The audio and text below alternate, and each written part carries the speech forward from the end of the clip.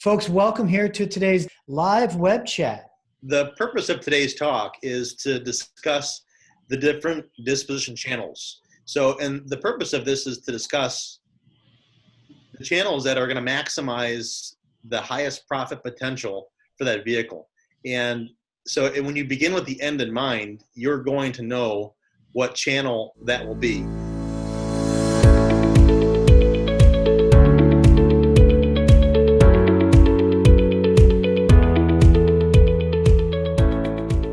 My name is Gregg. I am the founder of Vehicle Acquisition Network. We are a solution to help dealers acquire cars more efficiently and effectively from private sellers. Today we have joining us David Long, is the used car director of the Delgron Dealer Group. Great friend. David is an international speaker, very well respected in the auto space. Aaron Gomez also has a tremendous background and a combination of experiences that make him an expert consumer acquisition person. So today's discussion is beginning with the end in mind. And those of you that are familiar with Stephen Covey and the 7 habits of highly effective people, this is habit number 2. And how it relates to acquiring cars from consumers is that there is less room for error when you are in the space of acquiring cars from individuals. And the traditional way of appraising cars is not effective when it comes to buying cars from consumers in the respect of a couple ways. Number one, as you can see, the first caption says not a trade. This is not a trade-in. With a trade-in, there is more room for a mistake, or there's more room for an offer that may not be accurate in the sense that you may be trying to earn a retail deal. Could be an aged unit or a less desirable product. At any rate, acquiring a car may be a necessary avenue to do. When it comes to buying cars from consumers, these aren't always cars that you would have to acquire. So it is critical that the offers are accurate. And as I mentioned, with the traditional way of potentially appraising a car, where you look at the vehicle and look at average book or MMR and back it up by a small amount of money, as you can see by the second point, is just hold back. And the problem with just holding back is that holding back is going to prohibit you from acquiring as many cars as you can, as well as potentially impact the reputation you have within the community. So when it comes to acquiring cars from individuals, you have to be accurate. You have to know what you're acquiring, and you have to be on point with what your offers are. The third point that is listed is stay in your lane. So the suggestion here is that you should be open to acquiring just about anything. So staying in your lane really speaks to buying cars only that you know. And the issue is that you don't really acquire as many cars that the market would have available to it if you're only seeking a small percentage. So we do work with some partners that often will try to stay in their lane and only go after 5 or 10% of the market that's available.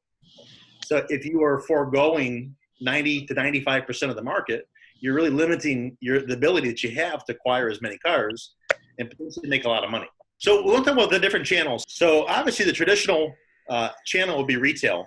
That would naturally be the focus that dealers should have in mind, is that when you're acquiring cars from consumers, naturally your biggest opportunity for profit would be on the profitability of the vehicle, the profitability of financing, the potential opportunity to get a trade-in, and lastly, to earn another customer that may be able to refer more customers in the future. Here's what I was thinking as you were talking, and I, by the way, had none of this in mind until I heard you this morning. With all my time with Dale Pollock and all the time I spent talking to other dealers in order to learn and become a better used car operator, what occurred to me is I don't think as retailers, for the most part, we do a good job measuring the channels in which we get our vehicles. For instance, I can name hundreds of dealers that have a really well-balanced inventory but don't manage where their cars are coming from and how fast they're turning and what margins look like. So just recently, I took 2 years of DGDG data and looked at how many trade-ins we traded for, how many auction cars we purchased, how many vans cars, and then I did KPIs on all of them. So what I was thinking about as you were talking, Tom, is one, for our dealers, do we do a good job measuring each channel and the return on that channel's investment? And two, do we buy the vehicle with an exit strategy prior to writing the check? Those were the two things that came up for me. So the next one that dealers are most familiar with are auctions. So Ryan, can you go into the auction tab? Mm-hmm. And I know you both are very familiar. So Aaron, let's start with you this time. So local auctions. Can you discuss your use of local auctions? And I think that on a disposition side, any world-class organization that isn't reaching out to their local auctions and really creating those data points for themselves, enhancing those relationships is really selling themselves short.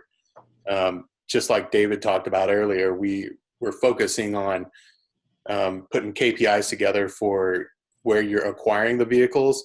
The same needs to go for the key performances of your disposition. If there's no analytical data that shows what auction in your market is doing better for particular pieces of inventory, then you're just shooting blanks, at a wall. So moving on to online platforms, OVE, Smart Auction, and others. David, how do you guys utilize those, and do you? So we do. We use them. We have an in-house online acquisition team that's all they do is source and buy cars that meet our strategy page. We have a buy, sell, replace strategy. We use market data. We use a product called VIN Factor. We have vAuto, of course. And we're making sure that with our pricing analysts that we're not buying cars that we don't know will turn quickly with the right margins. So we have sort of governors on our purchasing channels. But then on the disposition side, we leave it up to our partners, and I don't call them vendors. They're our partners in auction to make sure that our cars are exposed everywhere they possibly can. But we retail everything. We wholesale no retail inventory ever. You said you don't wholesale any retail piece out. That's something that's internalized through the stores. That no age units go to. No age units go to wholesale. Gotcha. Ever. So that's really our mindset. Retail, retail, retail. The cars generally don't enhance in value. So our experiences after we've sent them around, they've really been hurt. Right? The cars aren't the same. They're dirty. They're stickered from 5 different auctions. Nothing good happens with age. The only thing old in the whole company should be me. Nothing else should be aged, especially wholesale. I totally agree with that. And once you start transferring cars, you start getting lot damage, you start getting things stolen. Now you start hearing all the terrible horror stories you've seen or heard about at auctions. And I couldn't agree more with David. Once you have that established brand and name and sales rate, there's no need to send anything anywhere else than your home auction. Now moving on to the next topic that we have is wholesalers. So we'll use a wholesaler for a motorcycle. We've forged a few relationships with a few motorcycle buyers. We'll use RV wholesaler and we'll use watercraft wholesalers.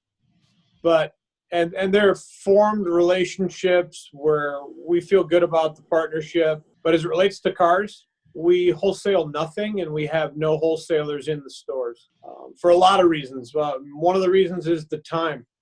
Nobody has the time to sit and sort of forge a relationship with a wholesaler. I'd rather be figuring out how we can generate more retail business. The other reason is we believe when dealers compete, we win. It's like that old commercial you hear.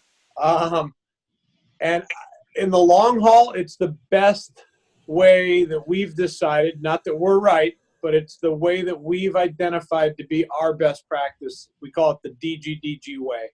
So Aaron, let's start with you on this one, because I've heard you talk about this at great length on a number of occasions, is the way that you develop and really foster relationships with these different channels. What I can say about relationships on the disposition side is, 99% of the people out there do not own their own auction. So you must forge a relationship with an auction in your market. The auction, it's in their best interest to sell as many of your cars as they possibly can. So maybe they're going to throw a prize giveaway and, really make it exciting on auction day to come see your vehicles.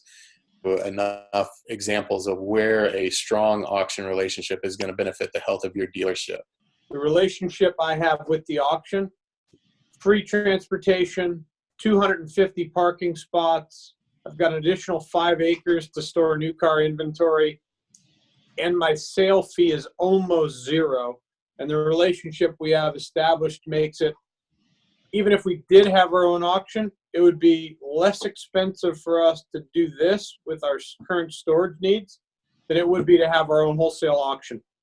So as you know, it took us a year to form a relationship. Anytime at DGDG we form a relationship, it's a marriage for us, for lack of better terms. We don't take it lightly. We're not the bullies on the street that talk about if you don't, we will.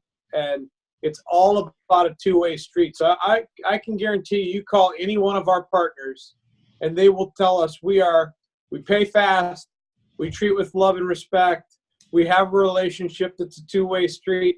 Anytime we need anything, our partners, regardless of what they are, whether it's Joe Chura, I can guarantee you that our partners love doing business with us as much as I love being part of DGDG. That's just our culture. It's priceless. So I've learned a lot today, so I want to thank both of you. David, I learned from you and Aaron as well, but it's about building the brand. So what you talked about was building a brand, not only the retail brand that you've built and trying to build more business with your local buyers, but also apply that same best practice to the auctions. And lastly, what you just talked about with the vendors is apply those same retail strategies and best practices to your vendor relationships.